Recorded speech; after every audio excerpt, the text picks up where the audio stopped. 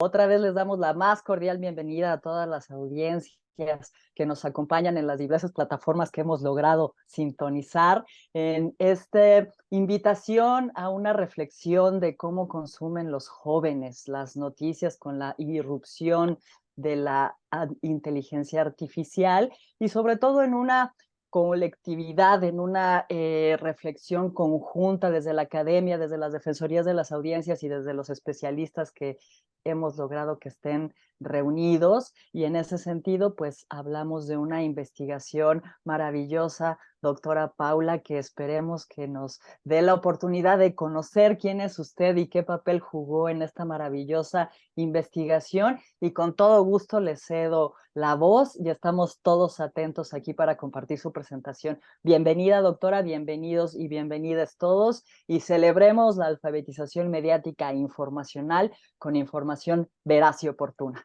Adelante, doctora. Muchas gracias. Muchas gracias, gracias por esta oportunidad de conversar con ustedes, gracias a la Cátedra UNESCO AMIDI por invitarnos. Bueno, soy Paula Porta, doctora, docente e investigadora y extensionista en comunicación de la Facultad de Periodismo y Comunicación Social de la Universidad de La Plata. Trabajo específicamente en el Instituto de Investigaciones en Comunicación de la misma facultad, de la misma universidad.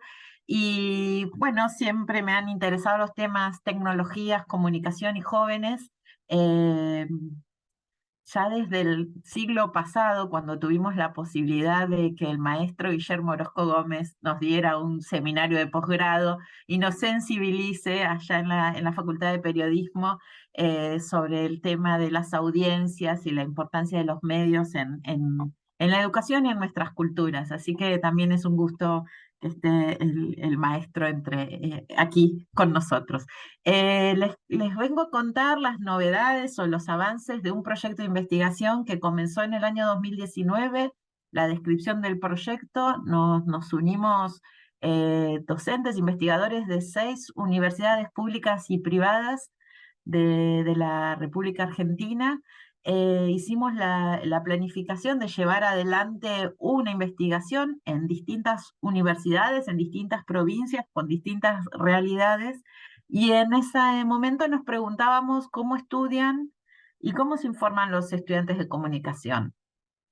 Eh, Ese proyecto se llevó adelante durante la pandemia, lo cual fue todo un desafío porque tuvimos que adaptar, bueno, cómo fue el desafío de nuestras vidas en la pandemia. Bueno, hoy nos encontramos preguntándonos por los consumos emergentes de noticias por parte de estudiantes universitarios. Ahora les voy a contar. Pero quería ir primero al origen. Vamos a la siguiente página, a la siguiente diapo, porfa. Nos encontramos la siguiente. Hoy extendidos en 11 facultades, en 11 universidades, y llevamos adelante esta investigación y dimos lugar a una metodología propia, basándonos en el concepto de inteligencia colectiva acuñado por Jenkins, creado por Levy, que es esta posibilidad de coproducir conocimiento a partir de la conectividad, a partir de la convergencia tecnológica y cultural.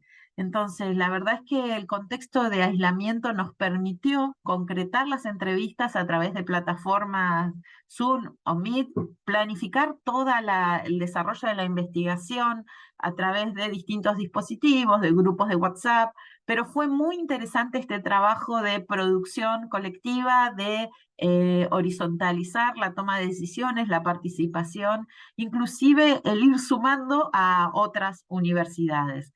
Es así, el resultado de esta investigación concluyó y está comunicado en un libro que se llama Mutaciones, de descarga gratuita, que luego les compartimos el link. Ahora pasamos a la siguiente, y en este momento estamos desarrollando la siguiente diapo, por favor. Una investigación que precisamente nos preguntamos por los consumos emergentes de noticias que realizan los y las estudiantes de carreras de comunicación y periodismo en la región. La novedad es que durante el último año, el 2023, ampliamos la red a 50 universidades de 9 países: Argentina, Bolivia, Chile, Perú, Uruguay y Venezuela. Y esta ampliación implicó también replicar la metodología, es decir, realizamos reuniones con integrantes de todas las universidades. Bueno, Pablo ya va a contar específicamente cómo es la organización, por ejemplo, en Chile, pero también en cada país se armó como otra red, como otro racimo, y estamos llevando adelante esta investigación para hacer este relevamiento sobre consumos emergentes, realizando en esta etapa focus group a estudiantes de las carreras. Y la segunda parte de la investigación consistirá en realizar una encuesta. El desafío, obviamente, es el adaptar los contenidos tanto de las preguntas de la focus group como de las encuestas, gestionar en cada país, en cada región, con los requisitos de ética, etcétera, pero lo concreto es que estamos avanzando en este mapeo mucho más amplio. La siguiente, por favor. Bueno, este es el link y al libro Mutaciones, la siguiente. Eh, y los objetivos generales de la investigación es describir los consumos emergentes de noticias que realizan los estudiantes universitarios de las carreras de periodismo y comunicación de Argentina y también de todas estas regiones, explorar los medios, las plataformas y las aplicaciones de software en la que tienen lugar ese consumo emergente de noticias y qué diferencias presentan con respecto al consumo de noticias de los medios denominados tradicionales, prensa gráfica, radio o televisión. La siguiente, por favor. La metodología es la población de estudiantes de grado, así lo denominamos en nuestro país, en el caso de ustedes, de otros países es de pregrado. Eh, entonces los estudiantes de las carreras de comunicación y periodismo y afines de más de 50 universidades de Latinoamérica. Y aquí hacemos una salvedad es que dentro de esta denominación de carreras de comunicación y periodismo, hay distintas carreras, como puede ser marketing, relaciones públicas, en algunas carreras son ciencias políticas, en algunas son licenciaturas y en algunas tecnicaturas.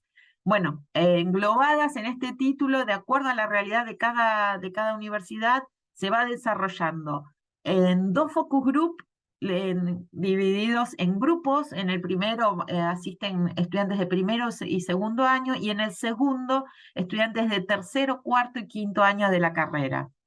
Y también vamos a realizar una encuesta estructurada representativa, la muestra de estudiantes de las distintas universidades. Continuamos. En este momento les queríamos compartir los primeros hallazgos, que me parece que es lo que más podría aportar o que está en diálogo con la propuesta de este conversatorio, y es que por un lado se impuso el smartphone como el dispositivo principal para informarse, y en segundo lugar la PC de escritorio, la notebook, pero el smartphone es el dispositivo por el cual se informan. Los medios tradicionales están de fondo en el hogar, como prendidos y sobre todo encendidos y habitan con sus familias, ¿sí? Como una compañía, pero no les prestan atención. Los y las estudiantes se informan a través de redes sociales y otras plataformas como YouTube, Twitch y podcast. Y toman a las redes sociales como una puerta de acceso a las noticias y valora que haya pares que les cuenten las noticias, pares coetarios que les cuenten las noticias en sus códigos. La siguiente, por favor. Más hallazgos. Comparten las noticias en sus grupos, pero no de manera pública, ¿sí? Es importante el humor en el consumo de noticias, los memes, y definen que estar informado es estar al tanto de lo que sucede, pero de un modo superficial, y profundizar en temas de interés, en los temas de interés para ellos, que puede ser el equipo de fútbol, o puede ser la política, o puede ser la música o un acontecimiento. Pero ellos definen, ¿sí?, en qué temas deciden profundizar. Y desconfían de los medios tradicionales. A partir de las pandemias, más bien los evitan a estos medios tradicionales. La siguiente.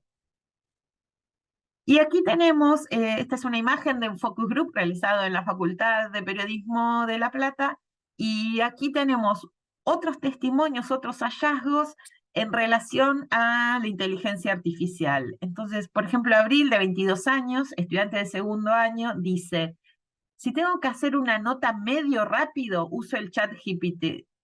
Creo que si no llega a tomar conciencia, se automatizarán muchas las cosas, más de lo que ya están automatizadas.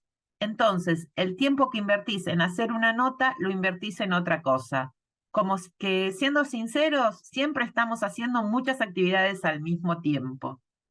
Otro testimonio, el chat GPT te da todo tan servido que es como que no pusiste nada, no está tu punto de vista, te lo dio, nada más. No me gustaría que pase eso, dice Candela, de 23 años, estudiante de tercer año.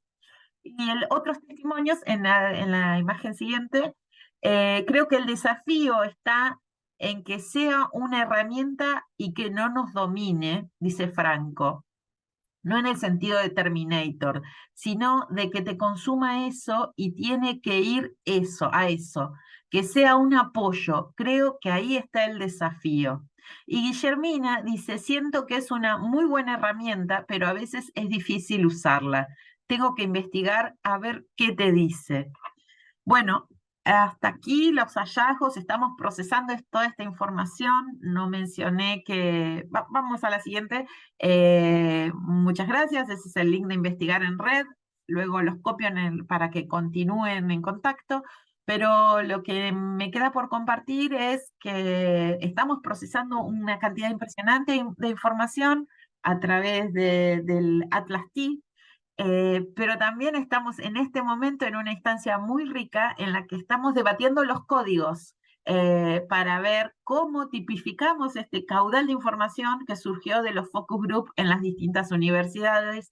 Y está siendo bien interesante porque nos damos la discusión colectiva, entonces, bueno, decimos, ¿son nuevos medios o son nuevos dispositivos? ¿Cómo denominamos a estos nuevos modos de consumo? Y en realidad también la variable inteligencia colectiva es muy nueva y depende mucho de las iniciativas de cada estudiante.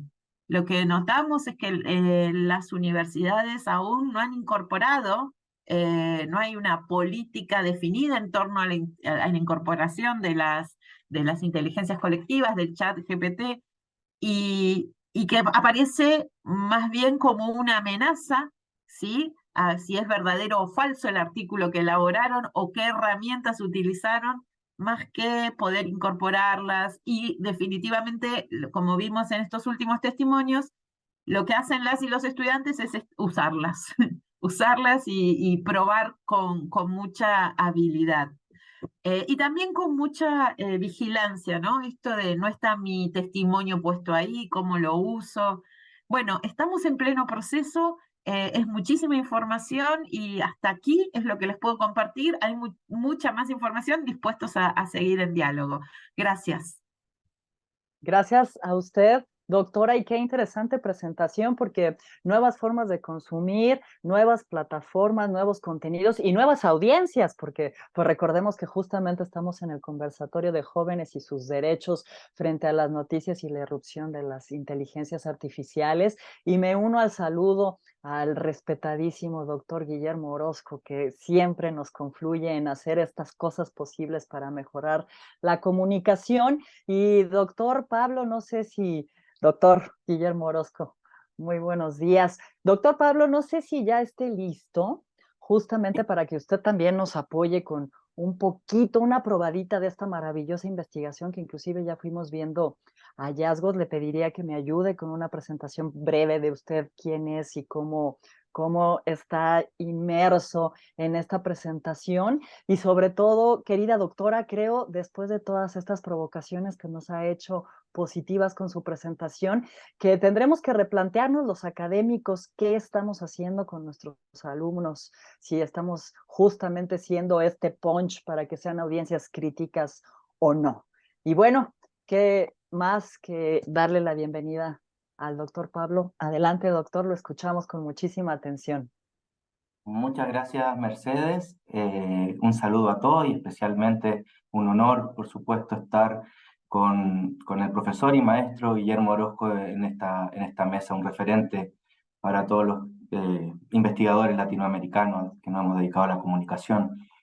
Y también agradecer que está Paula, que su presentación, porque han sido muy generosas y especialmente también Francisco Alvarelo en querer ampliar esta investigación al resto de Latinoamérica, una investigación que no tiene fondos, grandes fondos, digámoslo, y eso creo que tiene un valor en una época de capitalismo cognitivo, donde todo tiene que tener un financiamiento, y varios nos hemos embarcado en esto por el placer de investigar y por también de generar conocimiento que ayude a la alfabetización mediática informacional como alguna solución para los problemas que tenemos en la comunicación y más en el caso de los comunicadores. Voy a compartir, nosotros desde Chile nos embarcamos hace poquito en esto y ahí me dicen, ¿se ve bien? ¿Sí? Sí, doctor. Sí, se ve bien. No sé si estoy alcanzando a compartir todo. Bueno, ahí lo vamos viendo. F5, ahí sí.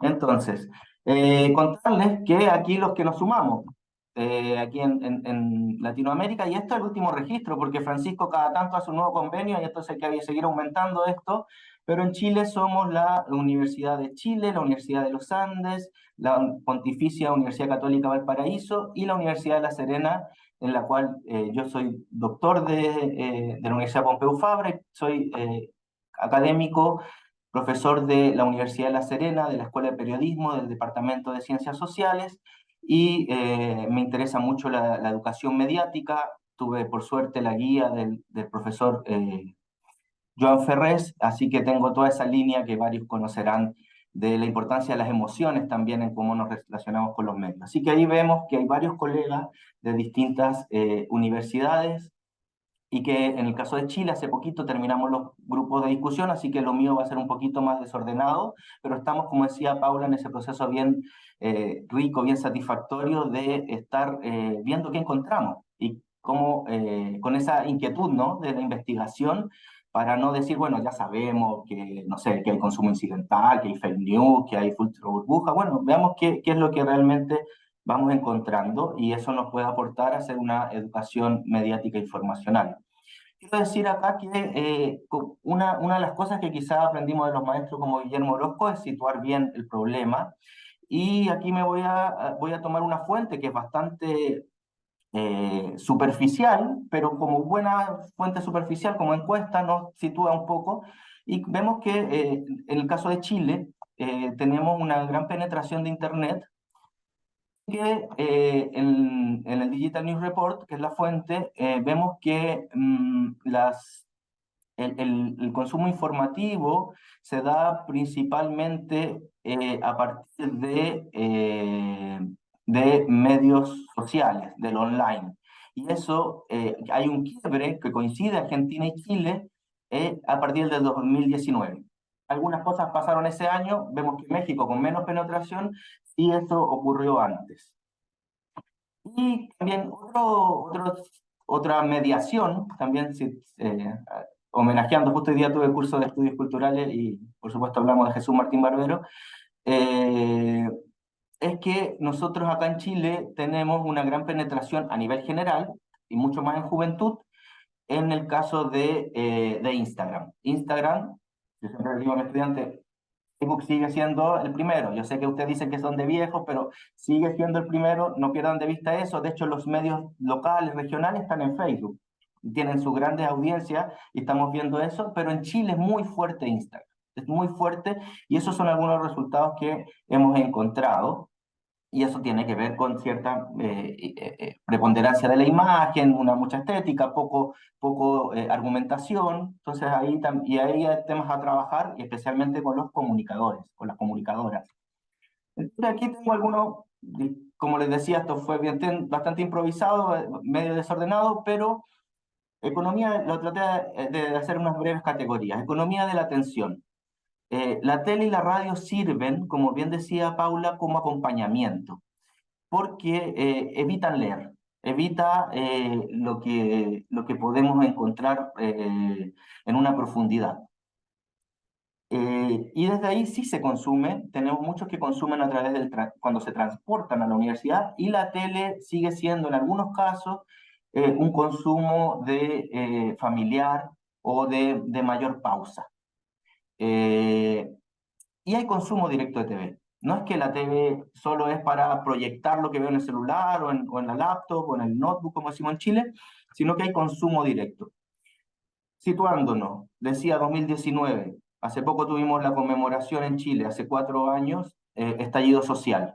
El estallido social en Chile marcó mucho porque generó un descrédito de los medios tradicionales, porque los medios tradicionales no estaban mostrando lo que ocurría en la calle. Entonces, muchos de los estudiantes, esta es una universidad pública, la Universidad de La Serena, hay que ver qué pasa en las de mis colegas, pero supongo que más o menos va a ser igual. Hubo un interés de las noticias o sea, quiero estudiar comunicación porque quiero mostrar lo que no se muestra, que genera una situación compleja ante los medios. Entonces son antimedios. Y muchos comentaron en las primeras revisiones que estamos haciendo con el profesor Cristian Muñoz, que también me acompaña acá desde la Universidad de La Serena, el director de la carrera de periodismo, que a los estudiantes les costó volver a ver noticias después del estallido y también después de la pandemia, que es una de nuestras preocupaciones en el estudio internacional. ¿Cómo ven la fake news? La fake news, perdón, a través del chequeo. A través del chequeo y también del prestigio. ¿Y aquí cómo chequean? Con los medios tradicionales.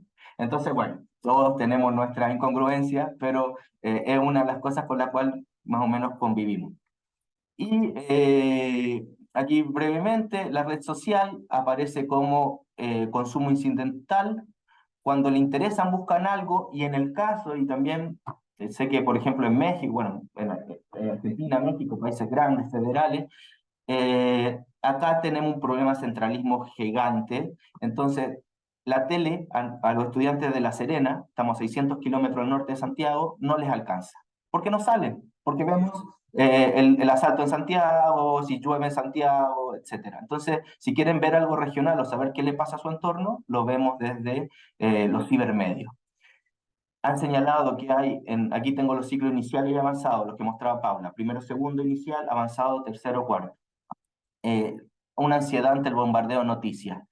Y la TV se complementa con el cibermedio como una primera entrada, una segunda entrada. Eso tenemos que verlo, pero en la TV es más fácil. Les decía, las trayectorias vitales. Aquí nuevamente también recurrir a la continuidad, seguir los estudios anteriores. Valerio Fuenzalía con la expectativa de las audiencias, educativas de la audiencia. El momento vital es fundamental. Entonces nuestros estudiantes cuando se transportan están escuchando la radio, en la noche conversan con la familia, en el día pareciera que es un consumo más individual. Los referentes, esto también lo vengo estudiando, quisiera que, claro, tienen los influencers, los youtubers como modelo, casi como futbolistas, ¿no? Que con esto van a ganar, la forma de ganar dinero. Bueno, en realidad para esto no. Por lo menos es la primera apreciación. Para esto no, porque no son serios. Sí, me gusta escucharlos para entretenerme, pero como mi profesión, como mi carrera, no. Dicen que en qué le afecta la carrera, en que leen más noticias y en ocasiones no se sienten informados, pero saben todos los días. Esto que yo desde mi carrera hace mucho tiempo, cuando era estudiante de pregrado o de grado, 1 centímetro de profundidad, o sea, y una gran superficie, pero con poca profundidad, bueno, no se sienten tan informados, pero sí saben todo lo que está ocurriendo en el día. Y a veces entonces van a profundizar y lo hacen por el deber ser, por la obligación.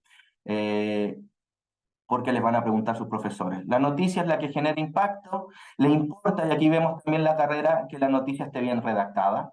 Ahí vemos un poco de influencia, por lo menos un poco de tranquilidad, que haya buena redacción. ¿Y qué es lo que genera noticia? Es lo que ocurrió hace un día, máximo un día. Si ya son 2 días, ya no es noticia, que habrá que conversarlo, porque también antes era así con los diarios, pero quizás en algunas visiones más tecnotópicas se dirá son mediodía, pero bueno, acá quizá un ritmo más tranquilo en las regiones, un día. Y un comentario quizá anecdótico, pero de repente deja algunas cosas. Nosotros estamos analizando algunos newsletters, estamos viendo algunas noticias, esta costumbre de poner, esta noticia te tomará 3 minutos, 4 minutos, 6 minutos. Dicen que eso no les interesa en realidad, porque si la noticia está interesante, se van a quedar. Y si la noticia es atractiva, también. Pero si ya con el lead o con el título están, con el lead, con el resumen, para la gente que no están del ámbito, están, se van a quedar ahí. Pero también pueden dejarla. O sea, también como que es raro eso, ¿no? Les decimos 3 minutos, pero para que te quedes, pero en realidad tienes que quedarte los 3 minutos no es necesario. Y una crítica a la TV, también a los colegas productores ahí, esta idea de que la TV es agotadora. Ya veíamos el tema del bombardeo de noticias, pero también agotadora en esto de estar repitiendo constantemente la misma imagen y rellenando y diciendo y llenando los minutos, ¿no? Eso también les cansa y entendemos que es lo que no quieren hacer, independiente que después lo tengan que hacer. Aquí unas fotos, a la izquierda nuestro grupo de discusión del grupo inicial y del grupo mayor en una de nuestras, así ven nuestras salas acá en la Universidad de La Serena. Eso les podría comentar por ahora. Muchísimas gracias, querido doctor. Pues ya se habló desde Argentina, ya se habló desde Chile, ya ahora toca México con mi querido y respetado doctor Manuel Corona. Y bueno, y recordamos a todos los que nos siguen que este conversatorio va para tratar de encontrar solución y recomendaciones sobre una gran interrogante, como usted lo dijo de manera maravillosa, doctora, cuando empezó su exposición, cómo o cuáles son los consumos emergentes de noticias y plataformas que usan los estudiantes universitarios. Y en ese sentido, mi querido doctor Manuel Corona, te doy la más cordial bienvenida y ayúdanos a encontrar algo de respuesta y algo de cuadratura a este rompecabezas que seguramente a todos nos interesa en torno a la alfabetización mediática e informacional y sobre todo para tener jóvenes como audiencias empoderadas y críticas en la era de la inteligencia artificial. Adelante, doctor, bienvenido. Muchas gracias, querida Mercedes. Agradecer a todas las personas que están siendo partícipes de este evento, especialmente a la querida colega Paula, Pablo también por aceptar este llamado y por, evidentemente, también compartir estas reflexiones, estos avances que han encontrado en su quehacer investigativo de este proyecto latinoamericano que resulta muy, muy interesante. Y comenzaré diciendo un par de datos muy generales sobre desde qué posición hablo. Yo formo parte del equipo de investigación y me hago cargo de algunas actividades de la coordinación ejecutiva de la Cátedra UNESCO AMIDI, que tiene como sede la Universidad de Guadalajara, y como profesor desempeño mis labores en el ITESO, fundamentalmente como profesor. Y bueno, formamos parte de este proyecto latinoamericano de investigación en el que amablemente nos ha convocado el doctor Alvarelo, y estamos muy agradecidos en la cátedra porque creemos que la investigación que mira a preguntas fundamentales sobre lo que pasa en los medios, en las plataformas y en las prácticas juveniles y en otros sectores de la sociedad es muy importante de trabajar y de abordar. Y además, como ya lo ha mencionado también mis colegas que me han precedido, la influencia del doctor Guillermo Orozco en la investigación latinoamericana es muy importante, ha sido reconocida y creemos que desde México y desde Guadalajara, desde la Impulso, que además hemos trabajado en los últimos años como parte de este esfuerzo académico de la Cátedra UNESCO AMIDI, nos es fundamental no solamente participar del trabajo académico, sino también de comunicar qué es lo que encontramos, qué tipo de preguntas van surgiendo, cómo es que nos estamos posicionando en el ámbito de la investigación y obviamente también con lo que pasa en nuestros ámbitos de práctica, que en este caso es la docencia, ¿no? La práctica académica y docente con nuestros estudiantes. Y bueno, ya han dicho bastantes cosas, tanto Paula como Pablo, sobre la investigación.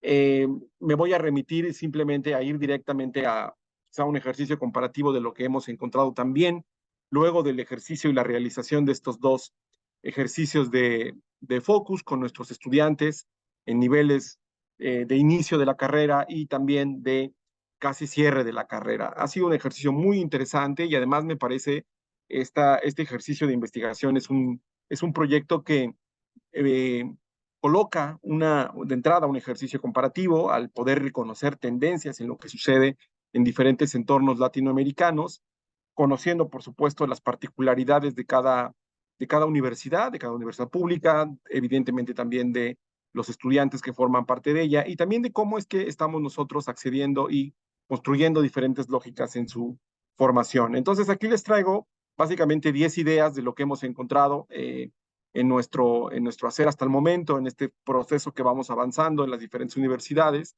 con los focus. Y bueno, de entrada comentarles que escucho varias coincidencias interesantes que me parece son notables de hacer ver, ¿no? De entrada, una de las primeras cosas que nosotros hemos encontrado, identificamos en estas conversaciones que tuvimos, es que lo mediático, la presencia de los medios tradicionales en su lógica de broadcasting masivo, sigue muy presente en los jóvenes estudiantes, pero fundamentalmente a través de la dimensión institucional, ¿no? Que es básicamente por vía familiar y por vía escolar. Eso nos ha parecido muy interesante porque justo además distingue la propia formación que están recibiendo nuestros estudiantes de comunicación en las facultades, ¿no?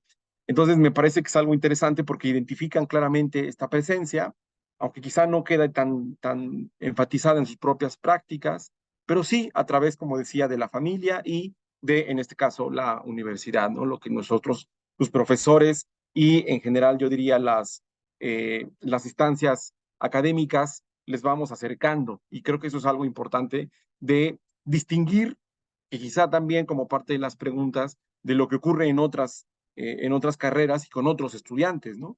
Dado que nosotros, nuestro propio objeto es la comunicación, los medios, para los chicos y para las chicas se convierte en algo relevante que constantemente aparece en sus propias experiencias y en sus propias formas de acercarse a la realidad que experimenta, ¿no? En un segundo punto diría también una coincidencia, ¿no? Que hay un interés por la actualidad, pero a través de la vía humorística y especialmente a través de la presencia de personas que se les ha llamado, ¿no? Que digamos, también ahí hay una categoría interesante por problematizar y por plantear en términos de la investigación, los famosos influencers, ¿no? Personas públicas que tienen un papel relevante en la presencia y en la experiencia mediática de las personas, más allá de si son eh, o no profesionales de la comunicación, ¿no? Que la gran mayoría no lo son, pero que de alguna manera se vuelven referentes para las personas jóvenes en su acceso a la información y en el consumo. Que además, en un tercer punto, eh, está claramente algo predominante, ¿no? En este tercer punto, en donde lo digital es algo determinante en la manera en que se están accediendo a los consumos, pero esa particularidad me parece es relevante en la medida en que sí se alcanzan a identificar un consumo diversificado en el sentido de que se nota la diferencia en términos de cómo es la información, cómo son las noticias que llegan a través de los medios tradicionales y aquellas que llegan a través de experiencias y modalidades especialmente digitales, ¿no? O de plataformas. En un cuarto punto, que es algo que hemos identificado ya en este proceso de avanzar en el análisis, eh, que hemos identificado saturación, cansancio y también alejamiento. Eso me parece es algo constante que se potenció claramente en los relatos que escuchábamos de los chicos por el asunto de la pandemia, pero que ya venía precedido por una idea constante, persistente de desconfianza en los medios tradicionales, en las grandes cadenas, en los periodistas, más en la lógica tradicional, ¿no? Y que bueno, se ha sumado a este, de pronto, escenario exacerbado que ha potenciado el confinamiento en nuestros países luego de la pandemia y obviamente también con lo que eso ha significado en términos de llevar sus prácticas a prácticamente un escenario meramente digital, ¿no? En un quinto punto, quisiera destacar el asunto de que parece cada vez más claro que sus prácticas, las prácticas del consumo juvenil de noticias y de información, borra la frontera entre lo tradicional y lo digital, ¿no?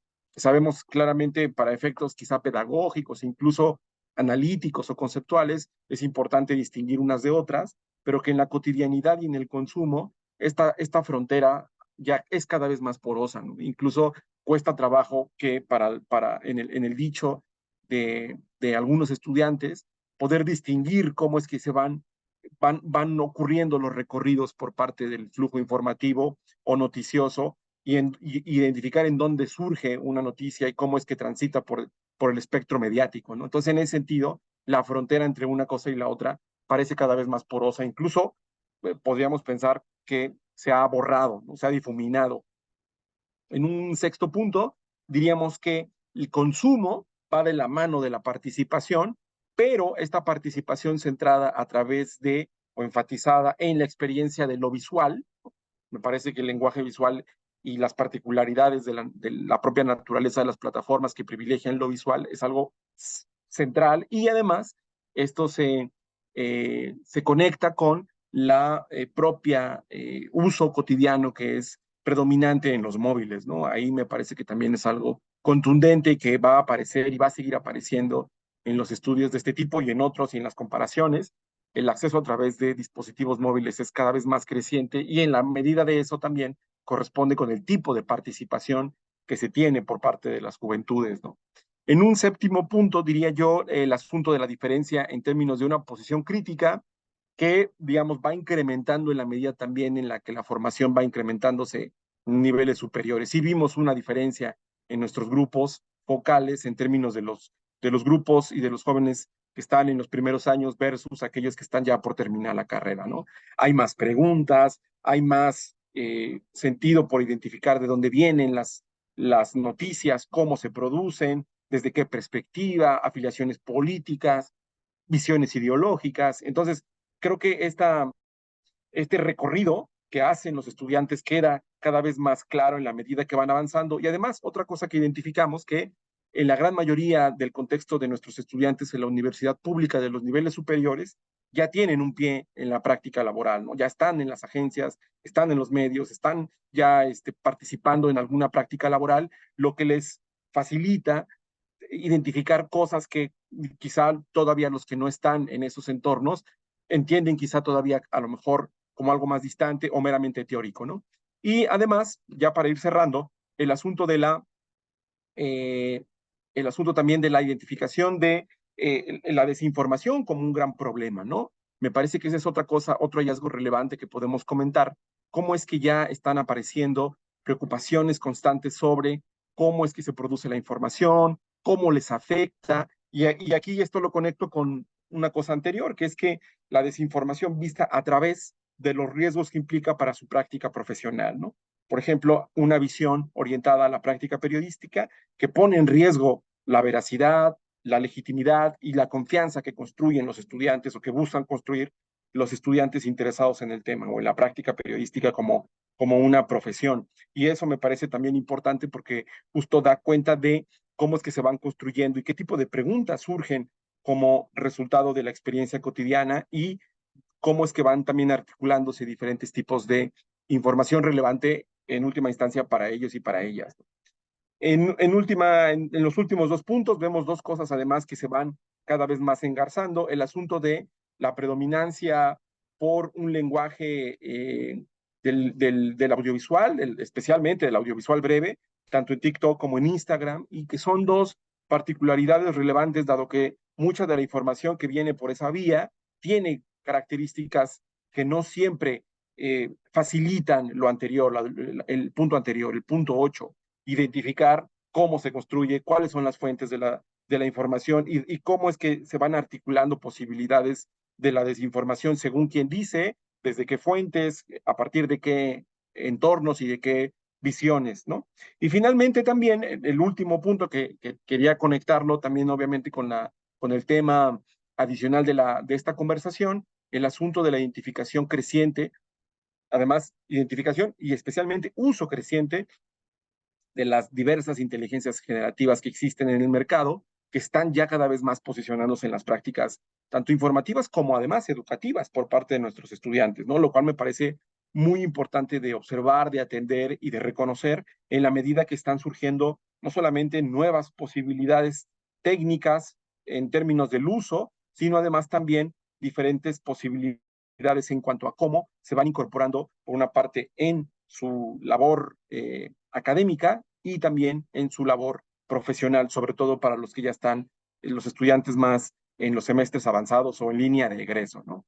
Bueno, entonces esos serían como algunos de los puntos que hemos encontrado nosotros en este, digamos, primer saque, ¿no? De la investigación en Guadalajara, aquí en el contexto mexicano a través de la Universidad de Guadalajara. Y bueno, no quisiera no mencionar la presencia también del diálogo que se ha armado, ¿no? Con otros colegas de la región en Latinoamérica y también con las universidades que están participando también en México, la Universidad Veracruzana y la Universidad Metropolitana con el campus Xochimilco. Es interesante porque además permite ver algunas distinciones y coincidencias en cuanto a ciudades de diferentes tamaños, lógicas distintas en cuanto al acceso informativo, la Ciudad de México, Veracruz, Guadalajara, con lógicas similares, pero también distintas en cuanto a sus propios programas, el enfoque que tienen. Y bueno, en general yo diría, ahí está parte de la riqueza y de lo potente que es este trabajo de investigación, ¿no?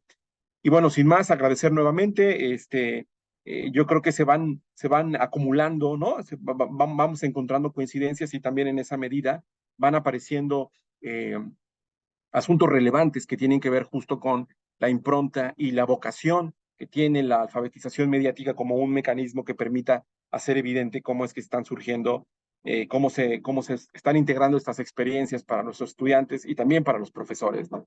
Bueno, dejaría hasta aquí mi intervención y agradecerles nuevamente.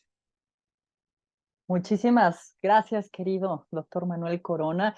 Y bueno, parece ser que todos estos hallazgos lo que nos refleja es justo lo que decía doctor, una puertita de entrada, porque pues ahora parece que nos tenemos que volver a replantear todo en una forma de volver a encontrar un diálogo, como bien lo ha dicho el doctor Guillermo Orozco, un diálogo sí frontal entre los diálogos que se ejercen entre las plataformas y entre los medios de consumo que tienen los jóvenes, que pues parece ser que son a la carta y que en ese sentido pues nosotros tendríamos que entenderlos. Y quiero resaltar esto que decías de la potencia de la investigación, mi querido colega doctor Corona, de tantas universidades que forman parte, porque eso da como unos perfiles diferentes que integran una muestra que parece ser que va a llegar pues a datos sumamente precisos y en ese sentido, bienvenido mi querido y admirado doctor Gabriel Sosa, y quisiera yo preguntarle que después de todas estas participaciones, darle la más cordial bienvenida a este conversatorio y preguntarle muy puntualmente, si así me lo permite, que después de todas estas maravillosas presentaciones que le han antecedido, pues me provoca hacer varias reflexiones. En primer lugar, pues esto parece ser que la nueva alfabetización mediática e informacional, si así me lo permiten comentarlo, pues provoca y convoca a periodistas, a jóvenes estudiantes académicos, a todas las personas que estamos dentro del entorno y el ecosistema mediático e informacional, pero también a los defensores de las audiencias. Y con toda esta amalgama y sobre todo lo que resaltó el doctor Manuel Corona de la irrupción de la inteligencia artificial, pues yo le rogaría desde la perspectiva de las defensorías de las audiencias, ¿qué toca, maestro?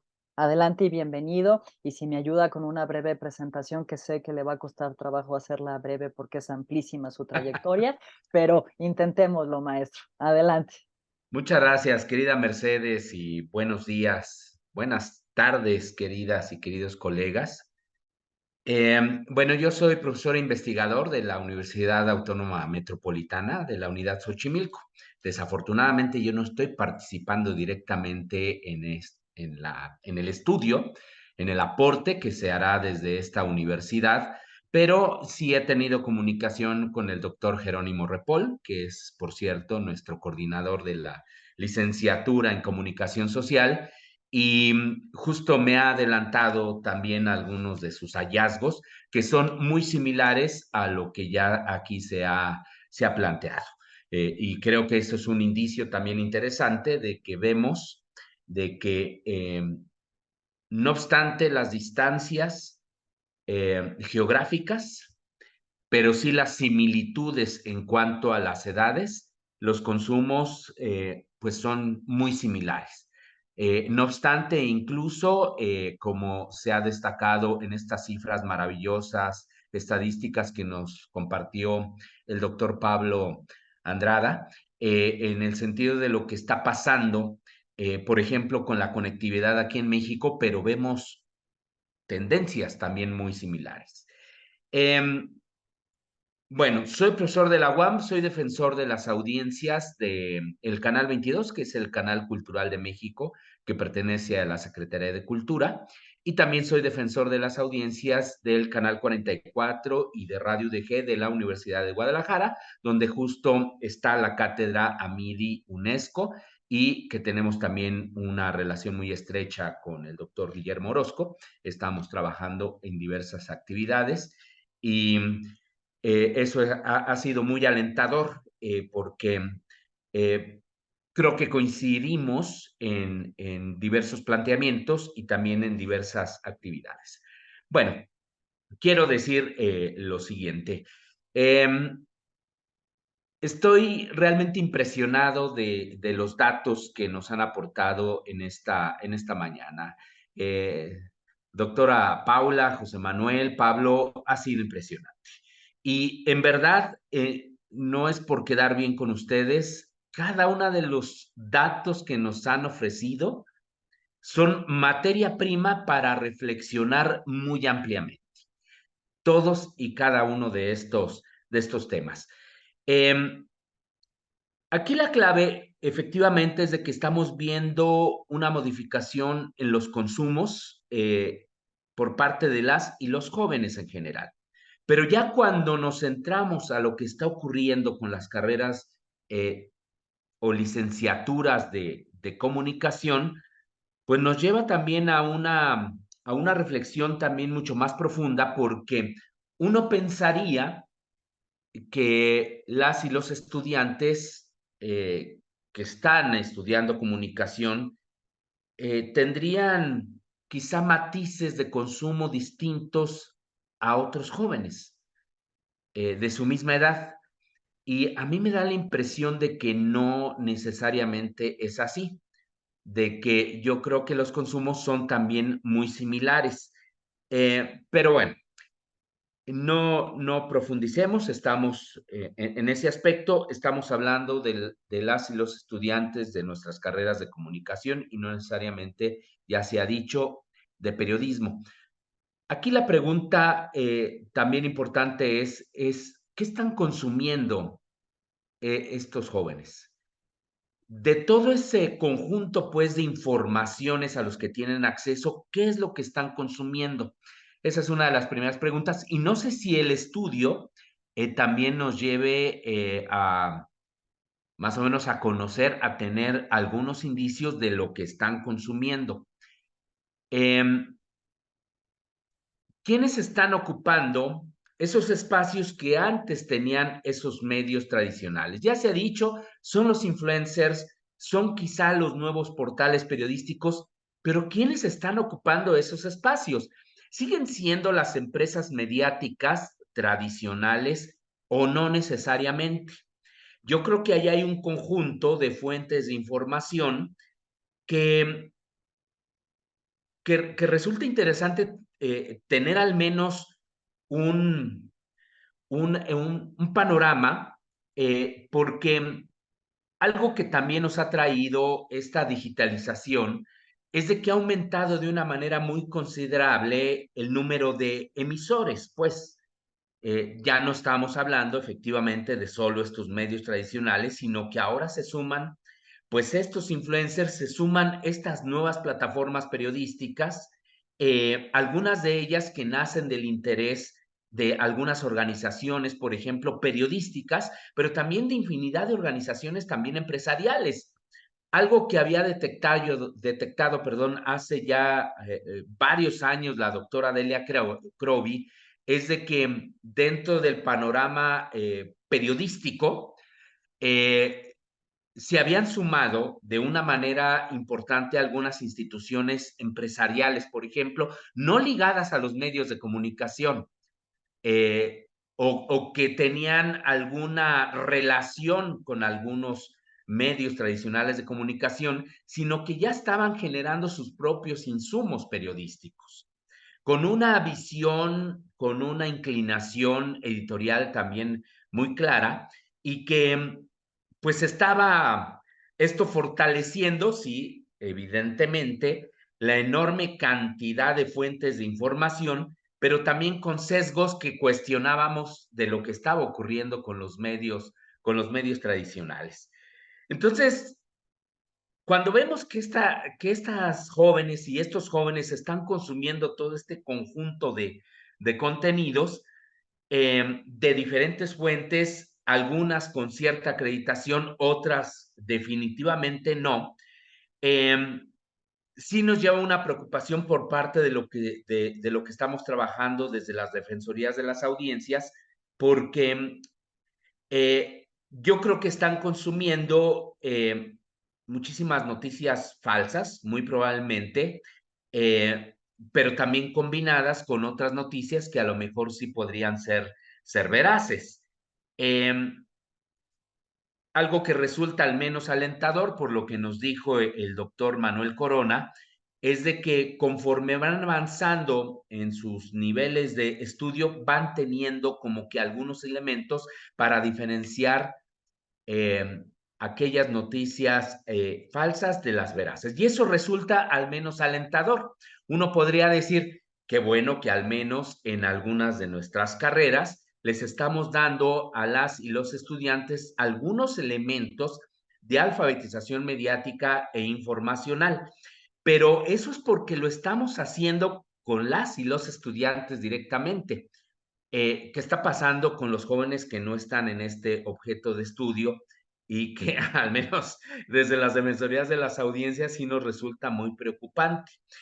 Y es entonces, y aquí voy cerrando la idea porque si ustedes se dan cuenta son muchísimos elementos que nos llevan a reflexionar de que me parece muy bien que en las universidades estamos quizás sí trabajando con los alumnos por este dato alentador, reitero, que nos dijo el doctor Manuel Corona, pero, pero tendremos que hacer un esfuerzo adicional por aquellas jóvenes que no están teniendo estos elementos para que tengan una formación mucho más amplia en este terreno que nos ofrece la alfabetización mediática e informacional y puedan hacer un consumo mucho más crítico con respecto pues a todo este conjunto de contenidos. No hay soluciones, por supuesto, fáciles, y vemos que desde las defensorías de las audiencias, pues tampoco podemos quedarnos con los brazos cruzados. Aquí yo creo que estos estudios que ustedes están haciendo, esta gran investigación que ya involucra, nos decía la doctora Porta, a 50 universidades, debería darnos como decíamos, estos insumos a quienes estamos trabajando en las defensorías de las audiencias, porque si bien, al menos en el caso de México, doctora Porta, aquí hay que hacer una diferenciación, y bueno, también le digo a Pablo, hay que hacer una diferenciación de que las defensorías de las audiencias aquí en México, claro, también en el caso obviamente de Argentina, seguimos trabajando con los medios tradicionales de comunicación. Allí es donde tenemos nuestra obligación, nuestra función esencial. Pero es evidente que tenemos que migrar hacia ese mundo digital. Y aquí los medios de comunicación tradicionales, que es donde estamos, también tendrían que asumir una especie de responsabilidad histórica para trabajar en los medios digitales. Y esto ha sido uno de los planteamientos que hemos también hecho a partir de diferentes reflexiones y algunos aportes, particularmente un documento que presentamos recientemente en la UNESCO, de que hacia allá debemos ir dirigiendo estos esfuerzos, pero debemos de ir de la mano de los medios de comunicación tradicionales. Aquí la pregunta es si estos medios de comunicación tradicionales, que han sido al menos los comerciales los más cuestionados con respecto a la veracidad, a la imparcialidad, están dispuestos a trabajar con las defensorías de las audiencias ante todo este fenómeno que está ocurriendo en el mundo digital y que al menos por lo que ahora nos estamos dando cuenta de conflictos recientes como este de Israel-Hamas, tiene retos muy importantes. ¿Cómo están viendo las y los jóvenes, por ejemplo, este hecho fundamental? ¿Cuáles han sido sus fuentes de información? Bueno, ahí tenemos que estar de alguna manera presentes para empoderar a las audiencias. En fin, hay mucho que decir. Aquí tengo muchas otras reflexiones, pero si ustedes se dan cuenta, me parece que tenemos que ir con acciones también ya muy concretas para que podamos actuar ya en el mundo digital y sobre todo con aquellas y aquellos jóvenes que no tienen pues este acercamiento que sí pueden tener desde las universidades. Muchísimas gracias, querido maestro Gabriel Sosa. Y bueno, pues ahí ha puesto como siempre los puntos y el marcador de texto en las cuestiones importantes. Y vaya que hay que decir, y también vaya que hay personalidades que tienen que decir. Y en ese sentido, doctor Guillermo Orozco, yo le pediría si brevemente nos puede decir qué opina sobre esta investigación y sobre todo lo que ha dicho usted en múltiples foros, pues ahora lo que nos toca en replantearnos en lo que respecta a la alfabetización mediática e informacional. Y bueno, pues me hago yo la representante de todos para volverle a decir que lo admiramos, lo respetamos y le agradecemos que nos convoque siempre para bien de las audiencias. Adelante, querido doctor, muchísimas gracias. No, el que da las gracias soy yo por tener esta oportunidad de estar aquí al lado de investigadores de la comunicación, investigadores especialmente de los medios audiovisuales que siguen transformándose. No esperaba tener que decir algo, pero bueno, ya que Mercedes tan amablemente me ha invitado, diré algo muy, pero mínimo. Yo creo que sí tenemos un reto los investigadores de la comunicación en tanto a cómo vamos a entender este mundo de la comunicación que está desarrollándose de manera tan expansiva, tan explosiva y llegando a todos los rincones, porque los parámetros más tradicionales de la investigación de audiencias, por ejemplo, donde yo trabajé mucho, pues ahora desde el concepto de audiencia se ha modificado y tenemos que empezar por nombrar los conceptos principales de una investigación que trate de dar cabida a tratar de ver lo que está pasando. Yo creo que de las diferentes presentaciones, uno ve cómo, pues sí, estamos en un momento de transición, pero no solamente de transición, sino de reacomodación de las fuentes de comunicación, de los procesos de comunicación y de los resultados de comunicación. Y si antes era lo principal, eran los medios audiovisuales, porque ya la imagen completaba el discurso y era más impactante y podía dejar huellas, ¿no? Negativas la mayoría de las veces, así pensábamos los investigadores muy académicos, pero yo creo que hay un mundo enorme de posibilidades de comunicación y que lo importante es ir entendiendo qué significa cada canal, cada medio, cada interacción, que no es ya como ni predominante ni exclusiva de un canal o de un medio, de una institución, sino de muchas a la vez. Y yo creo que ese es el gran reto que tenemos ahora, y viendo lo que ustedes han hecho, pues me confirma más que tenemos que seguir conversando y haciendo más este tipo de intercambios y de coloquios, acercándonos en la distancia, ¿no? Porque hay que generar yo me atrevería a decir, un nuevo paradigma de los estudios de comunicación. donde lo lineal y masivo e individual tenga cabida, como lo ha tenido predominantemente hoy, para otros tipos de interacciones que, pues sí, hemos empezado a dar cuenta de ellas, pero que no acabamos de entender, sobre todo en los efectos que puedan causar a todos los que estamos interactuando. Así que a mí me da mucho gusto que podamos tener este tipo de encuentros, confluir desde las distancias de cada uno y desde cada proyecto de investigación para ver lo que vamos conociendo y lo que nos falta por seguir conociendo. Y pues muchas gracias por esta invitación.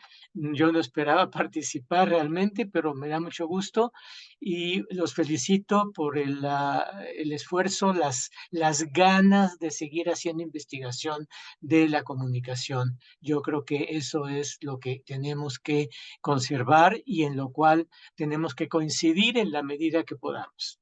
Pero estoy muy contento de participar en este diálogo. Muchas gracias y bueno, sigamos a quien está programado en este evento.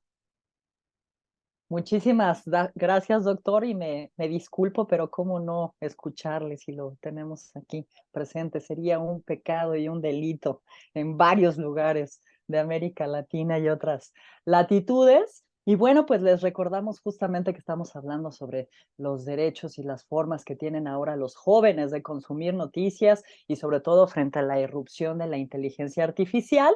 Y bueno, si recuerdan, pues también tenemos de invitados y nos dieron la oportunidad de escucharles a través de un video al doctor Umar Rincón y la queridísima defensora del público de Argentina, la doctora Miriam Levin. Entonces, si están de acuerdo, vemos los videos que nos comparten y dado el tiempo y el respeto a las agendas y a las audiencias, yo les pediría que después de ver estos videos, iniciáramos una ronda ya final con recomendaciones muy puntuales o conclusiones, porque de antemano les digo, tal y como lo dijo el doctor Guillermo Orozco de manera maravillosa, pues esta historia continuará y qué bueno que continúen estas investigaciones y me uno a las felicitaciones. Adelante, mi querida Raquel, si nos ayudas con el video del doctor Rincón.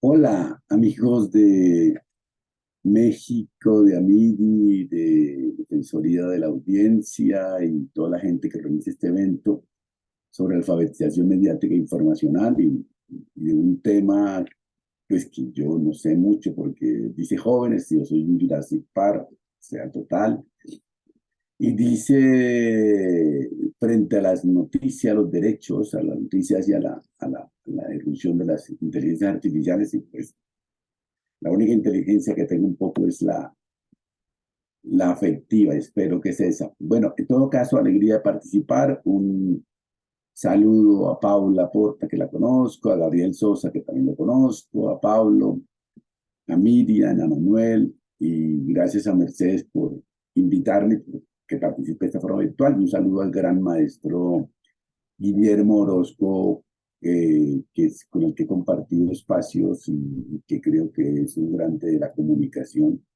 en América Latina y que funciona como una manera de pensar. Yo voy a hablar de una cosa que se llama, esta cosa que ustedes ven acá, opiniones públicas digitales. No está basado como lo que va a pasar el día de hoy, que van a trabajar con un tema concreto de una investigación. Lo mío es puro ensayística, como les digo, de una persona que no sabe. Entonces espero que lo que yo diga pueda ser interesante para ustedes y que pueda ayudar a enfocar el debate para eso. Entonces vámonos. Yo creo que lo primero que hay que decir es una inutilidad. Yo invito a que repensemos de por qué regalamos la palabra social y sociales a las redes, porque traducimos del inglés social media y automáticamente funcionaron. Es como si tradujéramos del inglés pop y lo volviéramos popular en nosotros, lo cual no es cierto. Yo creo que son redes digitales porque lo social es mucho más denso, es mucho más de acuerpar, es mucho más de estar ahí, pero bueno, es una cosa mía que digo que a mí me gusta hablar más de redes digitales. Pero lo que yo quería contarles es un pensamiento que he venido teniendo de opiniones públicas digitales, donde quiero de alguna manera compartir con ustedes algunas de esas reflexiones de cómo yo creo que está pasando en el mundo de la comunicación, qué es lo que está pasando por ahí, qué es lo que podemos encontrar dentro del universo de lo que vamos contando. La primera opinión pública es la más pequeñita del mundo, está en Twitter y en los medios, es chiquitica. O sea, comparativamente ningún país es muy grande. Ahí viven los políticos peleando con los periodistas, ciertos académicos, algunos ONG y unos que se creen intelectuales de la sociedad. Y ellos pelean y pelean y pelean y pelean. Escribo la pelea. Tienen una euforia por pelear, tienen una adrenalina por pelear. Y creen que el mundo se queda ahí. Y yo creo que hay un lío, porque es que realmente no es tanta la gente, ni tiene tanto impacto. Yo si quiero incidir en políticas públicas, de pronto sí voy a estar ahí. Si quiero molestar al presidente, de pronto sí a los gobernantes, pero es una escena tan pequeñita que creemos que es una opinión pública que, que realmente es impresionante la cantidad de impacto que creemos que tiene y la importancia que le damos a una cosa que realmente digamos que no hace parte de ese universo de cosas que nos parecen que podrían llegar a ser significativas para eso que estamos pensando. Hay una segunda opinión pública, que es la de los zombies, y ahí me parece que está pasando muchísimo, es la de estos jóvenes menores de 40 años en general, hay gente de 60 también que está ahí, pero en general, que no están en esta pelea de arriba, no están en la pelea ni con los gobiernos, ni con la política, ni nada, sino que están buscando en Twitter, perdón, en YouTube, en Instagram, en TikTok y en Twitch, están buscando conectarse con el mundo y con los pares, generar causas sociales, son muy politizados, pero en causas, en medio ambiente, en feminismos, en diversidad sexual, en estilos de vida, en otra cosa totalmente distinta, y son muy activos, toman las calles, toman las pantallas, hacen videos, debaten muy a fondo desde sus intereses y en sus niveles de información, y políticamente pueden entrar como puede que no entren. En este momento es un grupo que podría votar o no podría votar, y que técnicamente la derecha lo está ganando mucho mejor. En el caso argentino de Milei, por ejemplo, es aquella gente que no encuentra perspectivas de futuro y que está aburridísima de este mundo del Twitter, o sea, y de los medios de arriba, de la pelea, y es un grupo a futuro el más importante, porque es el que va a decidir la política y el que va a hacer todo lo posible porque esto realmente cambie, y está para eso. Y está el tercer grupo, que es el de los jurásicos, que sería como las tías, nosotros, yo, los jurásicos, los que vivimos en ese mundo que es como perdido del universo. Ese grupito de los jurásicos es un grupo que vivimos como en nuestras propias mentiras, en nuestras propias face. Y entonces llamamos Facebook, pero de ser Facebook, nosotros nos creemos nuestra mentira, no estamos dispuestos a cambiar de opinión, compartimos todos nuestros prejuicios, estamos aburridos del mundo, pero es el que más vota. Entonces aquí tenemos la mayor indignación de adultos mayores que vota y que decide y que pues no aceptaría que le demos clase de alfabetización digital, porque ellos ya creen en su verdad y no hay forma de sacarlos de su Facebook y de su WhatsApp y de sus Face. Y es interesante porque viven, están un poco frustrados del mundo. En el zombies están los que podríamos decir van a transformar el mundo, pero ellos tampoco necesitan alfabetización digital porque ellos saben mucho más que nosotros y que cualquier ONG, cualquier parte que lo haga. Y el club de la pelea es un mundo aparte, independiente únicamente para política. Lo interesante de estos tres opiniones públicas es que la mayoritaria en el mundo mundial, donde vive la mayor parte de la gente en Facebook y en WhatsApp. La siguiente masivísima es la de YouTube, Instagram, TikTok y Twitch. Y nosotros estamos preocupados por la más pequeñita porque es la que nos toca a nosotros los jurásicos. Entonces yo creo que hay que comenzar a pensar si no estamos haciendo mal este tipo de construcción de lo que nos interesa. Y ahí te lo cuento, una vez en un evento de estos, escuché a una investigación de México en la que se decía que los jóvenes le preguntaron a los zombies si ellos creían que era fake news en internet y dijeron que todo era fake news, que inclusive ellos eran fakes, que ellos sabían exactamente qué jugaban y que si les preocupaba las fake news y dijeron que no, que las fake news no les preocupaba, que lo que les preocupaba era cómo estaban muy preocupados cómo sus papás, tíos y nosotros los jurásicos creíamos en esas fakes. Entonces, para que se den cuenta que funciona de manera distinta. Con base en eso, la pregunta es qué hacer con los jóvenes y sus derechos. Y ahí es donde pues habría que comenzar a pensar algunas cosas. Yo solamente me atrevo a dejar 3 intuiciones. Yo creo que, me lo dijo una joven, tienen que repensar ustedes lo que es la información. Nosotras sí estamos muy informadas, muy, pero en otra información distinta a la que ustedes creen que es la información. Nosotros queremos que se informen en derechos, que se informen en feminismos, que se informen en economía, política de los políticos, que deporte. Ellos andan en otra autopista y para ellos la información pasa por más aquellas cosas que saben de su estilo de vida y de sus mundos. Saben muchísimo, por ejemplo, de música pop, por ejemplo, acerca de Bad Bunny metiéndose con la Kendall, la gringa, hacen todo un debate profundo sobre apropiación cultural y lo que es la tradición política a una manera de pensar. Por eso, cuando J Balvin no se compromete con la estallido social en Colombia, le cascan con todo porque no fue capaz de comprometerse políticamente con la acción de los jóvenes. Entonces, el concepto de información de ellos pasa por otro lado totalmente distinto al del Twitter y los medios, que estamos en la política de los políticos y en las discusiones etéreas de eso. Ellos pasan mucho más por estilos de vida, por ambientalismo, por feminismos, por otro tipo de cosas. Una segunda, pues yo propongo que en lugar de alfabetización digital, o que si quieren una alfabetización digital, lo hagamos en un diálogo intercultural entre nosotros los jurásicos y ellos los zombies, en el que ninguno enseña al otro, son culturas distintas. Los jóvenes vienen millonarios en información y en cultura digital y en culto. Nosotros venimos interesantemente armados con criterios y algunas cosas de derechos humanos y algunas cosas de pensamiento crítico ilustrado.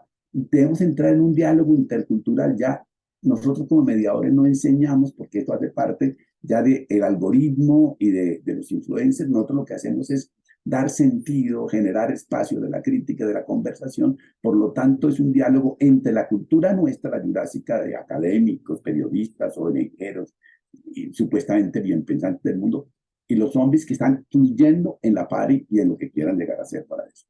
Y por último, pues bajarle. Hay que bajarle esta vaina al Twitter y lo mediático y este deseo de paranoia con los jóvenes, de pensar que ellos no sirven para nada, que están perdidos en la hueva. Y sí, son progresistas y de pronto son progresistas de derecha, pero todos son más o menos progresistas y de pronto no quieren transformar el mundo como a nosotros nos gustaría, pero eso hace parte de ese universo con el que nosotros podemos llegar a mirar. Esta mirada autocéntrica, ilustrada, preocupadísimas. Si uno le pregunta a ellos qué piensan de la inteligencia artificial, dice, no me preocupa para nada. Los preocupados somos los profesores y los grandes porque creemos que nos van a hacer un ensayo falso, y eso puede ser posible y eso puede estar pasando. Entonces, dejemos de ser tan paranoicos de nuestra verdad occidental siglo XX y comencemos a confiar en que por ahí está pasando muchas cosas que son interesantes. Dicho esto, muchas gracias por la invitación. Espero que haya sido de alguna ayuda este tipo de mirada, y nos vemos en la próxima oportunidad y que tengan un evento absolutamente espectacular. Y un mezcalito al fin. Bueno, pues ahí están ya también las provocaciones del doctor Omar Rincón, y yo los invito, queridos, si hacemos una ronda de reflexiones finales. Creo que ya tenemos como mucho material para en una frase o en unos minutitos cerrar lo que quieren resaltar de esta investigación, y sobre todo recordando pues que esto es un ejercicio en el que pretendemos celebrar a la alfabetización mediática e informacional. Doctora, ¿me ayudaría iniciando con su reflexión final, por favor?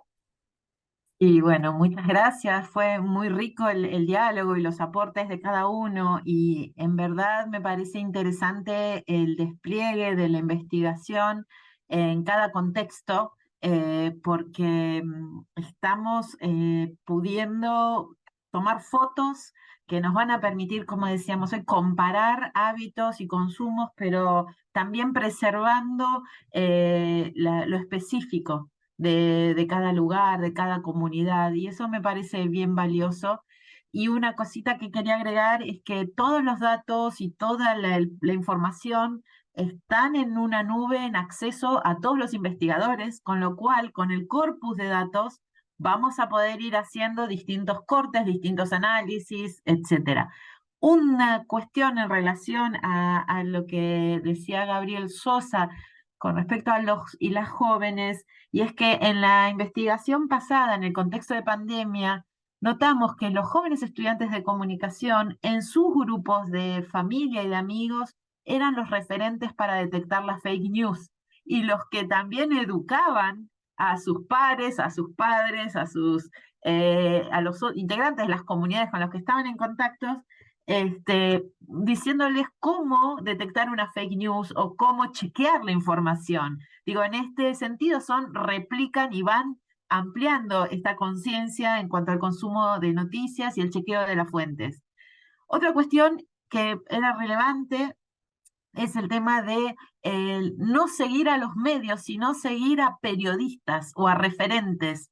Ahí se desarmó la estructura de fidelidad a un medio o a un programa. Siguen al periodista, al comunicador, al quien hace streamer, etcétera, pero no está la entidad de la empresa periodística detrás, con lo cual me parece que se configura un nuevo escenario. Y bueno, y un poco relacionado también a lo que decía recién Omar Rincón, sí están muy informados de lo que a ellos y a ellas les interesa. Sí tienen una capacidad de seguimiento y de búsqueda y de sistematización de la información que a ellos les resulta importante y la saben compartir en estos nuevos ecosistemas mediáticos, que me parece que es ahí donde también hay que pensar lo que decía el maestro Guillermo Orozco, cuáles son las audiencias, cómo se configuran estas nuevas audiencias que están como superpuestas, ¿sí? Y a la vez tienen canales de comunicación. Bueno, agradecerles, les dejo también el saludo del doctor Giordano que se tuvo que retirar, que es de nuestra Universidad de La Plata, y como decía Pablo y Manuel, también agradecerle especialmente al doctor Francisco Alvarelo, que fue la cabeza directora de este megaproyecto y que no sé si corresponde que yo lo diga, pero que tiene un componente de mucha calidez humana. No solo, primero nos vinculamos y después llevamos adelante el proyecto. No, y eso me parece que le está dando una impronta bien interesante. Muchas gracias. Gracias a usted, doctora, y es la nueva manera también del trabajo colaborativo y emotivo, sin lugar a dudas que el doctor Guillermo Orozco es pieza fundamental. Maestro Sosa, yo le rogaría que nos diera, por favor, sus últimas reflexiones muy breves. Y querido doctor Pablo, le comento que tenemos ahí, les comento a todos una interacción en redes de @PonchoAlarcón que nos dice: el principal obstáculo es, antes de pensar en una alfabetización digital, estar pendientes otras mucho más básicas. Entonces, doctor Pablo, le pediría si después podemos aportarle a @PonchoAlarcón. Y por lo pronto, maestro Gabriel Sosa, sus últimas reflexiones, por favor, antes de que se tenga que ir. Muchas gracias, querida Mercedes, y nuevamente muchas gracias, queridas y queridos colegas. ¿Qué nos preocupa a las y los defensores de las audiencias? Pues nos preocupa fundamentalmente la veracidad de la información. Ese es uno de los ejes. Hay otros, por supuesto, que también nos preocupan y que nos ocupan. Y escuchando hace un momento a nuestro querido Omar Rincón, a quien también le enviamos un afectuoso abrazo a través, en este caso, de Mercedes. Algunas encuestas que se han hecho a nivel internacional con jóvenes reflejan de que no hay un alto porcentaje que no sabe distinguir de las noticias falsas de las veraces. Lo han hecho incluso con jóvenes universitarios también, y esa es la parte justo que nos preocupa.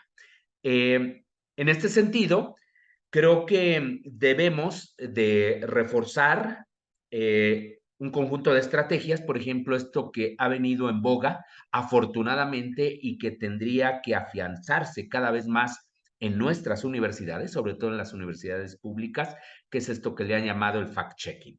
Yo creo que ahí debemos tener una incidencia cada vez mayor y, por supuesto, de habilidades digitales, pensando ya no solo en los jóvenes, sino también, por supuesto, en otros sectores o grupos, pues, de las audiencias. Y tenemos también que trabajar con una corresponsabilidad, no solo, pues, de los medios de comunicación, en cuanto a esta obligación que tienen con la veracidad de la información propiamente, sino también con las audiencias. Me parece que parte de los problemas que tenemos actualmente con estas campañas de desinformación es que también no hemos involucrado quizá de manera muy adecuada a las audiencias, ya que abarca, pues obviamente, no solo a los jóvenes, sino a prácticamente todos, porque son justamente las audiencias las que le pueden dar una mayor repercusión a aquellas campañas de desinformación o noticias falsas y demás, a través pues justo de estos elementos que son los que justifican entonces la alfabetización mediática e informacional.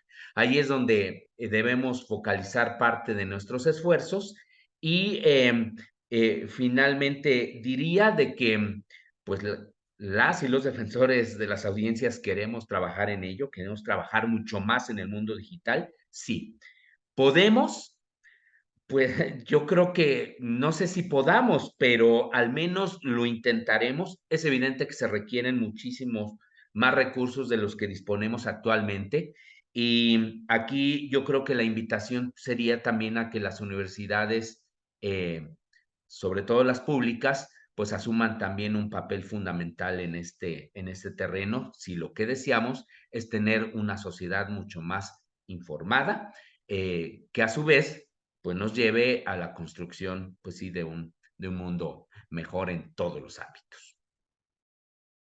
Muchísimas gracias, maestro, siempre por puntualizar y arrojar luz en estas cosas. Y yo rápidamente me permitiría añadir, y sobre todo frente a proceso electoral, ahora resulta mucho más conveniente y mucho más necesario esta alfabetización mediática e informacional, y no tanto como un asunto educacional, sino como darle la mano a nuestros jóvenes para que transiten de la manera que ellos consideran pertinente. Y doctor Pablo, usted me va a ayudar a cerrar este maravilloso conversatorio, no sin antes agradecer a @Poncho Alarcón y a todas las audiencias que estuvieron y nos siguieron aquí en este conversatorio, justamente dándole una respuesta o algún comentario a @Poncho Alarcón y dando, por favor, su reflexión final en torno a este conversatorio que hace gala de la Semana de Alfabetización Mediática e Informacional. Y finalmente, si lo consideran pertinente, cerraremos con un comentario y una participación de Miriam Levin, que está de más presentarlo, su trayectoria la antecede, y daremos final a este maravilloso conversatorio. Adelante, doctor, por favor. Sí, respondiéndole a la pregunta, es una constante de que hay necesidades anteriores, ¿no? ¿Cómo puedo aprender, por ejemplo, de estética en los medios si no he aprendido de estética? O de ideología de los medios si no he tenido un curso filosófico, sociológico. Pero la educación mediática, a partir de los 80, sobre todo, cuando se formaliza, plantea que estamos en una sociedad mediatizada. Entonces, está la necesidad de aprender a leer y escribir sobre los medios, porque es una necesidad imperiosa, es urgente. Y desde ahí tenemos que convivir con todas las otras necesidades, y más en nuestra Latinoamérica. Entonces, sí, es cierto, necesitamos suplir otras necesidades, pero a la vez no podemos dejar esta de lado, porque si no, como tú bien decías, Mercedes, en procesos electorales, presidenciales como está ahora Argentina, en constitucionales como hemos estado acá en Chile, se ve la población muy afectada por campañas de desinformación. Quería recalcar que para nuestro proyecto me parece que es súper relevante haber participado acá, porque nos lleva a la pregunta necesaria y que también creo que el maestro Guillermo Orozco ahí nos plantea, es también ¿para qué? ¿Para qué estamos haciendo esto? ¿No? Entonces estamos haciendo esto para tener mejores comunicadores con servicio público, con una búsqueda de defensa de la democracia. Y en ese sentido, creo que tenemos que tratar de apoyar la idea que nos planteaba Gabriel sobre defender a las audiencias, en ese sentido de vernos principalmente a la sociedad, a los ciudadanos, antes que a los grandes grupos económicos que manejan estos medios. Y para finalizar, creo que tenemos que también aprender de nuestros estudiantes, de los futuros formadores, de los futuros comunicadores. Ellos tienen un conocimiento más performático, más de la visión, pero quizá nosotros podemos contribuirle, como decía Omar Rincón, como dinosaurios, desde la otra cultura más letrada, desde la cultura más de la argumentación, y ahí se mezcla con lo que se habló de los referentes.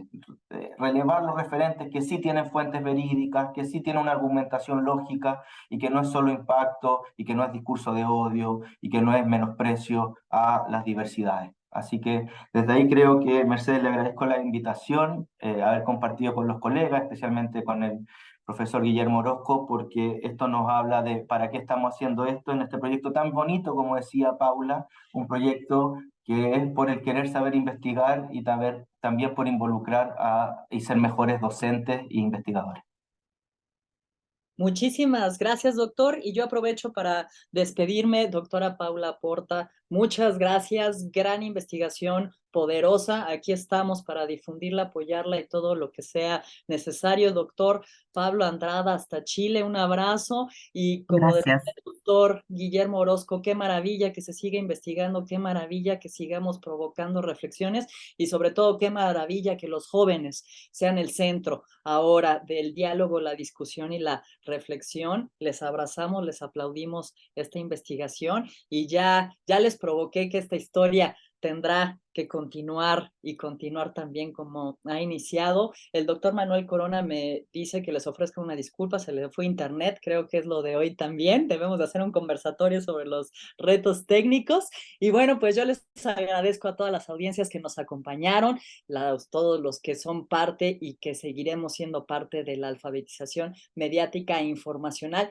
cualquier cosa que hoy por hoy signifique ello. Y nos vamos entonces con la participación que agradecemos también de nuestra queridísima defensora del público de Argentina, la doctora Miriam Levin, y desde México les abrazamos y aquí estamos siempre para apoyar en las causas que nos convergen y sobre todo cuando nos convoque nuestro admiradísimo maestro Guillermo Orozco. Muchas gracias, queridos, les abrazamos y hasta la próxima.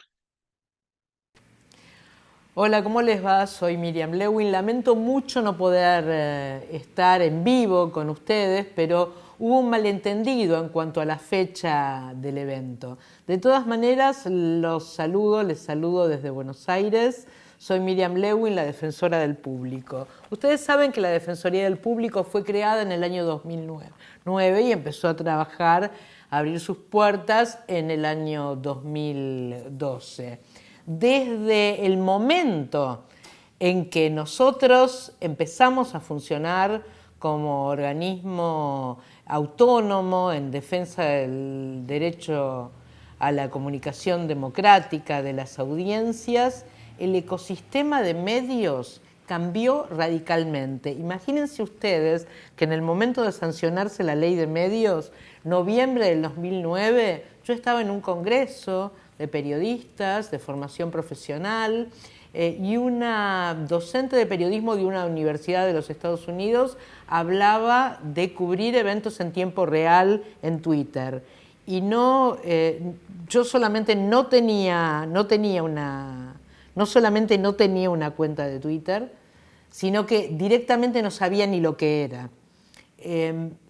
El ritmo vertiginoso en el que cambia el ecosistema de medios hace que el año pasado o hace unos meses estuviéramos preocupándonos por el metaverso y ahora estamos hablando de inteligencia artificial. ¿Quién sabe de qué vamos a estar hablando dentro de un par de meses?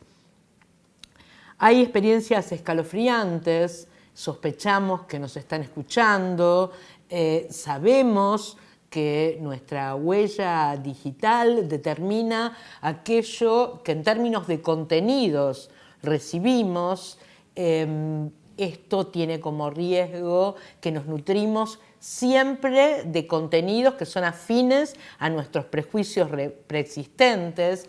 Hay fenómenos que existieron siempre, por ejemplo, la desinformación.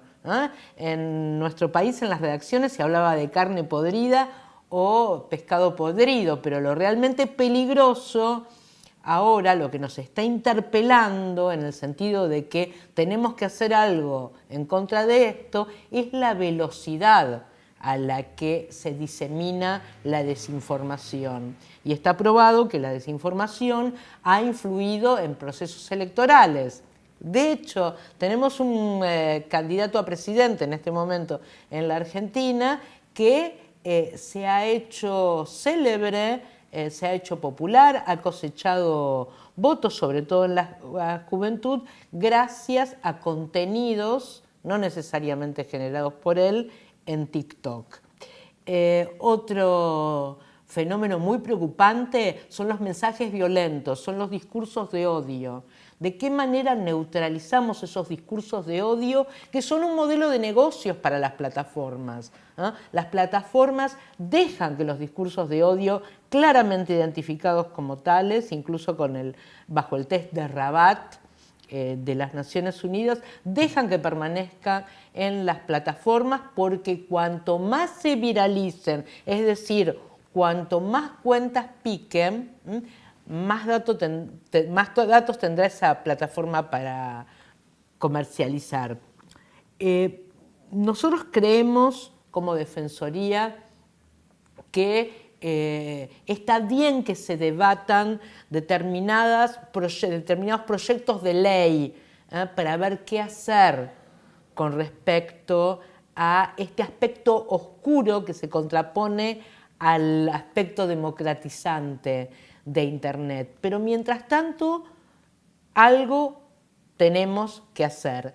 Y decidimos enrolarnos de la mano de UNESCO con la alfabetización mediática e informacional. Disciplina, actividad que tiene un nombre verdaderamente detestable y difícil de memorizar, además de otros cuestionamientos. Por eso lo llamamos AMI.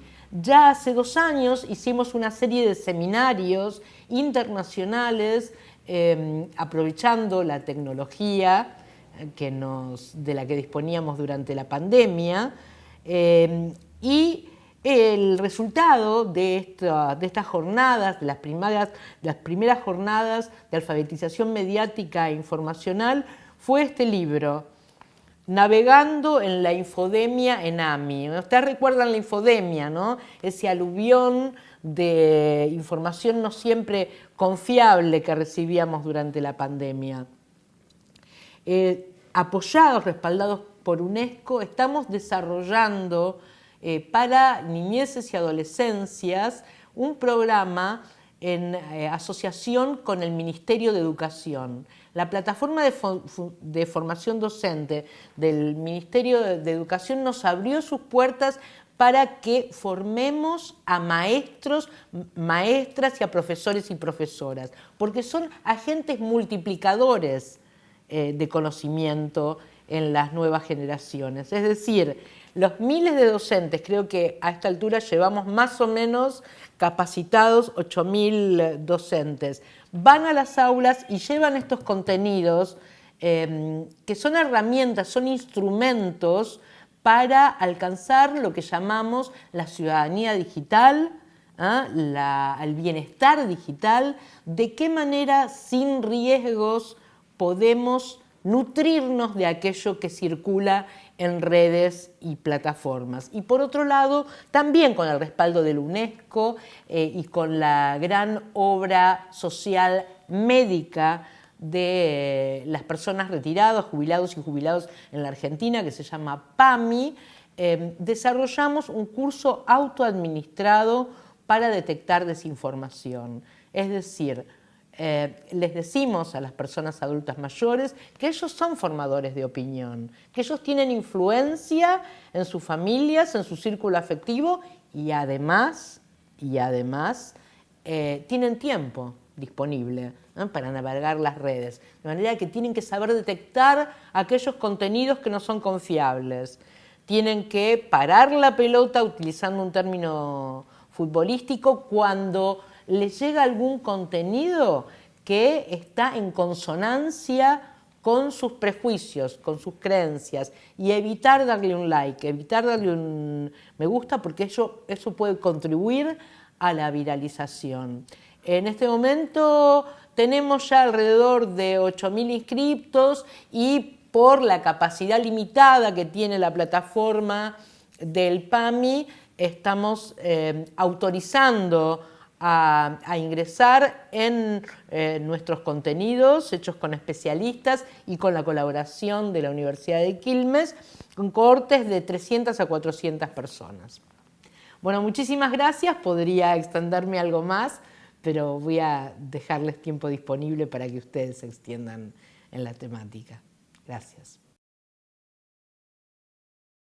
Pues muchísimas gracias a nuestra queridísima defensora del público de Argentina. Nuevamente, maestro, doctor, admiradísimo Guillermo Orozco. Gracias, doctor Pablo. Ya sabe que aquí impulsamos esa investigación y a seguirle dando duro. Y muchas gracias a todos los que nos acompañaron, nuestro querido doctor Manuel Corona, nuestro querido también y admirado doctor Gabriel Sosa, nuestro querido doctor Omar Rincón, y sigamos transitando por las vías de la alfabetización mediática e informacional. Muchas gracias y hasta la próxima.